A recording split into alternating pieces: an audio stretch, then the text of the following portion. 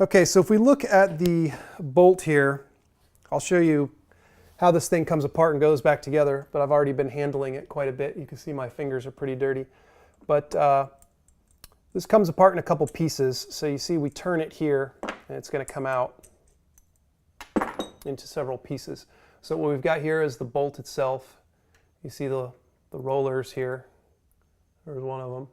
Will pop out. And then we've also got the, this is called the locking piece, which goes inside the bolt there.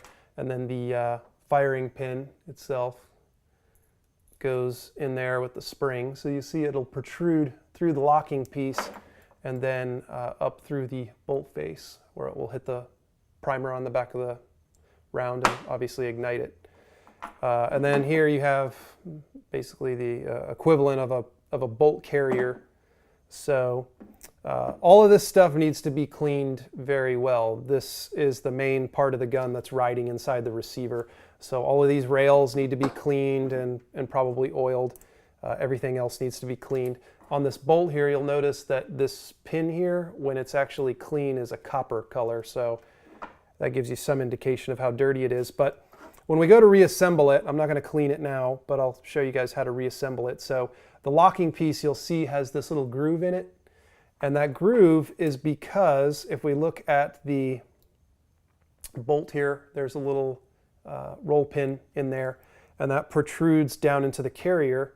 And you'll notice that when you insert the locking piece there, it's going to go right in that little groove there. And then, as you can see, the rollers are popping out there. So that's the locking piece, and you'll notice also that it's got this portion here, so it's not completely circular, and that is how you line up the orientation to go inside this carrier here. If you look at the bolt here, or the opening here, there's a little ridge there, a little notch, and that shows you that it only goes in one way, like such. Obviously, it won't go in any other way.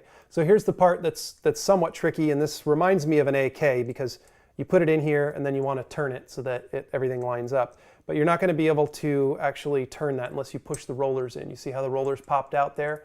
No matter how hard I try to push, they're not going to line up. So we push the rollers in like such, and then we're able to rotate it, and then it locks into place.